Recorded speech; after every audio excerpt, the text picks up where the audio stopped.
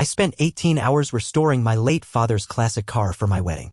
The morning of, my fiancée texted, "Can we take my ex's BMW instead? Yours looks cheap." At the reception, she publicly mocked me. Guess we're a budget couple. I drove off alone that night. 3 months later, 47 missed calls and her "please answer" voicemail. They say your wedding day is supposed to be the happiest day of your life. Mine started with a text that gutted me before I'd even finished tying my tie. "Can we take my ex's BMW instead? Yours looks cheap." That was the message from my fiancée Brooke. No, good morning. No, I can't wait to marry you. Just that. And here's the punchline. I'd spent the entire night, 18 hours straight, restoring my late father's 1967 Mustang Fastback, the one thing of his I had left. My hands were blistered. My knuckles were raw. But I'd done it because that car meant something. Because my dad had promised we'd drive it on my wedding day, back when he was still around to dream those kinds of dreams with me. Brooke had known that. She'd smiled when I told her. Pretended it was sweet. And then, the morning of our wedding, she wanted to ride in her ex's Beamer, the same ex she swore she was totally over. The same guy who, surprise surprise, was invited to the wedding. I should have called it off right then. Looking back, I wish I had. But when you're standing in a rented suit with family already flying in, deposits paid, and a venue waiting, you tell yourself to swallow it. To get through the day. To keep the peace. I texted back one word, no. Then I climbed into that Mustang, engine rumbling like a heartbeat in my chest, and drove to the venue alone. The place was one of those rustic chic barns, twinkly lights, overpriced wine barrels, mason jar centerpieces. Not really my style, but Brooke had picked everything. Said it was her dream. I'd said okay. That was the pattern. Her family was already there when I arrived. Her mom barely looked at me. Her dad gave me a once-over and smirked at the car like it was a punchline. "You're really taking that thing?" he asked. "Thought you'd rent something classier." I forced a smile and went inside. The ceremony was fine. On the surface. Brooke looked beautiful, I'll give her that. But her eyes? Ice cold. Her smile didn't reach them. And when we stood at the altar, her fingers were stiff in mine. I thought maybe it was nerves. Or stress. God, I wanted to believe that. Then came the reception. That's when it all cracked open. It started subtle. Little jabs during the toasts. When my best man, Josh, mentioned how hard I'd worked on the car, Brooke laughed loud. Drew eyes. "Guess we're a budget couple," she called out, clinking her glass. Some people laughed with her. Others looked away, uncomfortable. I stared at her, stunned. That wasn't nerves. That was deliberate. And it got worse. She posed for photos draped over her ex's BMW. Literally climbed onto the hood in her wedding dress, flashing a smile while he played along, hand on her waist. When I walked over, her voice turned syrupy sweet. "Oh, babe, it's just a car. No one wants to see that rusty old thing in pictures." I could feel everyone watching, waiting for my reaction. I swallowed it. Again. Told myself, get through today. Fix it tomorrow. But then came the moment that snapped the leash. The DJ called us up for our first dance. The song Brooke had chosen, not the one we'd agreed on. Instead of our song, it was some club hit she used to dance to with her ex. Everyone who knew clapped and cheered. Inside joke. And as we danced, she leaned in, breath hot in my ear, and said, "Told you we should have taken a real car. This isn't the life I pictured." That was it. The last thread. I didn't say a word. Just stopped moving. Stepped back. And I walked out. Through the side door, past the gawking guests, into the cool night air. The Mustang was still there. Waiting. Solid. Real. I drove off alone that night. No honeymoon. No goodbye. Just taillights fading into the dark. That was 3 months ago. Since then, I've stayed silent. No posts. No responses. No explanations. Just gone. In the first week, there were texts. A few angry. A few pleading. Then calls. Then radio silence.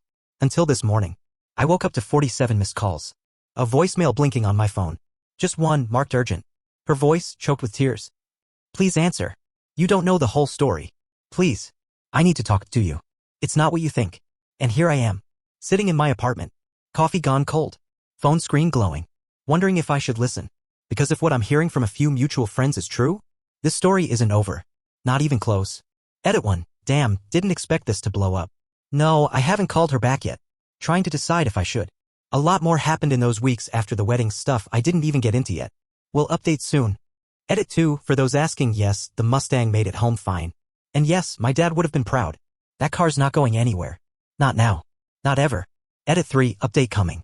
Just got a text from someone I really didn't expect to hear from. Looks like this rabbit hole's deeper than I thought. Update 1. I almost didn't listen to the voicemail. Part of me wanted to keep it simple. I left. I'm done. No need to dredge it up. But curiosity's a vicious thing.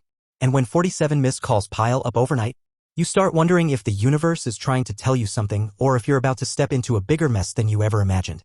So yeah, I hit play. Her voice was wrecked. I barely recognized it. Please, please pick up. I need to explain. It's not what you think. Please. They lied to me. Everyone lied. Please. That was it. No details. Just static-soaked desperation. I sat there staring at the phone, thumb hovering over her number. Then before I could decide, a text came through. Not from Brooke. From her sister. Now, if you don't know Brooke's sister, Emily, well, that's a story in itself.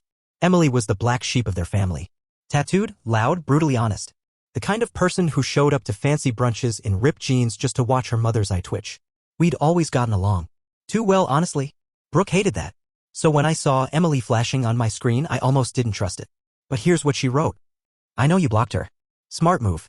But you need to hear this. It's bigger than you think. Can we meet? In person. Neutral spot. I'll explain everything. And at the bottom, P.S. It's about the car. That got me. Hooked straight through the ribs. We met at this little diner off Route 9. The kind of place where the coffee tastes like burned hope but the staff doesn't ask questions. When I walked in, Emily was already there, hood up, sunglasses on, picking at a plate of fries. She looked rough. Pale, jittery. Like she hadn't slept in days. Thought you might not come, she said when I slid into the booth. I shrugged. Almost didn't. She leaned in. Voice low. You need to know why Brooke wanted the BMW. Why she humiliated you that night. It wasn't about the car. I just stared. Then what was it about? And that's when she dropped the first bomb. Apparently Brooke's family was in deep. Not mafia deep. Not cartel deep. But financially? Screwed 6 ways from Sunday. Her dad, Mr. Thought you'd rent something classier, had lost most of their money in some disastrous real estate scheme 2 years ago. They'd been propping up the lifestyle with loans, credit cards, and appearances. Brooke didn't know at first. But when the wedding planning ramped up, the cracks showed. That BMW? It wasn't just her ex's. It was collateral. Her ex, Liam, wasn't just some jealous hanger-on. He was a friend of her dad's new silent partner. The same guy who was about to call in some serious debts. And the wedding? It was leverage. Brooke's family needed a big, splashy event to impress potential investors. To prove they still had status. To buy time. They didn't care about you, Emily said bluntly. You were supposed to be window dressing. The nice, hard-working groom who made them look respectable again. The Mustang? Didn't fit the image. It wasn't about class, it was about optics. The BMW was part of a handshake deal. Drive it, look connected, keep Liam sweet. When I refused, I screwed up the narrative. And Brooke? Panicked. That's why she flipped at the reception. That's why she humiliated me. Not just for herself, for her whole family. Because in that moment, she thought I'd ruined everything. I sat there, trying to process. Why tell me now? I asked. Emily looked me dead in the eye. Because it's not over. And because you're in danger. Danger. I actually laughed. Emily, I left. They can ruin their own lives, I'm out. She shook her head. You don't get it. Liam's pissed. Your leaving didn't just embarrass Brooke, it tanked a deal. Now they're trying to spin it like you sabotaged them on purpose. And they're saying things. I frowned. What kind of things? That's when she showed me her phone. Group chats. Screenshots. Messages from mutual friends. Rumors starting to spread. That I'd stolen something. That I'd been unstable at the wedding. That I'd threatened Brooke. Total lies. But dressed up just enough to sound believable. And worse? Someone was asking questions about the Mustang. Word is, they want to claim it's part of the family estate, Emily said. That your dad gave it to Brooke. They're gonna try to take it. That car. My dad's car. The one thing I had left. My hands curled into fists. I left the diner in a fog. Mind racing. By the time I got home, there were more texts waiting. One from Brooke's mother. We need to talk about the car. You've made things very difficult for Brooke. Be reasonable. And another from a number I didn't recognize. Nice ride. Hope you're keeping it safe. That one stopped me cold. I read it twice. 3 times. Screenshot it. Then I grabbed my keys and went to check the garage. The Mustang was still there. For now. But suddenly the air felt thinner. Like the walls were closing in. So that's where things stand. I thought walking away was the end of it. Thought silence would protect me. But this? This is just getting started. I'm meeting with a lawyer tomorrow. Already changed the locks. Parking the Mustang somewhere safer tonight. And as for Brooke? Another voicemail just came through. This time, she said one word I never expected to hear. Pregnant. Edit 1. Yeah, I'm not answering until I talk to the lawyer. Don't worry, Emily's backing me up. And yes, I'm documenting everything. Edit 2. Lawyer meeting went. Interesting. We'll update once I have clearance. For now, the car is safe. And no, I don't believe her. Not without proof. Update 2. I didn't sleep. Not after that voicemail. Not after that one word. Pregnant. A single word with 1,000 knives behind it. I kept replaying it in my head, her voice trembling, deliberate. Like a card played too perfectly. And in my gut, I knew this wasn't coincidence. This was strategy. The next morning, I met with my lawyer. A guy named Mark, old friend of my dad's. Retired now, but sharp as ever. The kind of man who's seen too many family implosions and knows exactly what's coming before you do. He listened while I laid it all out, the wedding, the humiliation, the texts, the voicemail, the threat to the Mustang. When I mentioned the pregnancy bombshell, he just shook his head. Classic play, he said. Used to see it all the time in bad divorces and inheritance fights. Forces contact. Puts you on the defensive. Shifts public sympathy. Then he looked me dead in the eye. Until you see proof, assume nothing. I nodded. Good, he said. Now let's get to work. We spent the next hour locking things down. Filed a notice of intent to defend the car. It was legally mine, registered, insured, and inherited. We pulled the title history just to bulletproof it. We also started drafting a cease and desist for Brooke's family. If they kept pushing lies about me or the car, we'd have grounds to escalate. This isn't about the car anymore, Mark warned. They're trying to trap you. The more they can drag you into contact, the more leverage they think they'll have. And as if on cue, my phone buzzed. Another unknown number. Another voicemail. This time it wasn't Brooke.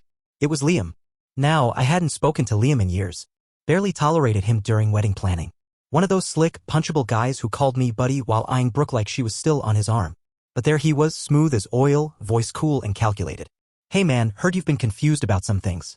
I think we should meet. Just us. Talk it out like adults. No reason to let this get ugly. Ugly. That word hit harder than pregnant. I forwarded the voicemail to Mark. He responded in under 5 minutes. Do. Not. Engage. I didn't. But part of me burned to know just how deep this rabbit hole went. That night, Emily texted again. We need to meet. You're not going to believe what I found. We met at her place this time, tiny apartment, cluttered, walls covered in band posters and old Polaroids. She looked worse than before, dark circles under her eyes, hands shaking around her coffee mug. Without a word, she handed me her laptop. I got into Brooke's cloud backup, she said. Old habit. She used the same password she's used since high school. I wasn't even trying to snoop, I was scared. What she showed me next made my stomach turn. Photos, text threads, voice memos, all from the month leading up to the wedding. Conversations between Brooke and her mother. Brooke and Liam. Even a few with a doctor's office? The context was clear. Brooke had known about the pregnancy or claimed to before the wedding. And more chilling? She'd been discussing whether to use it depending on how the wedding went. If I left, she'd play it. If I stayed, she'd wait and see.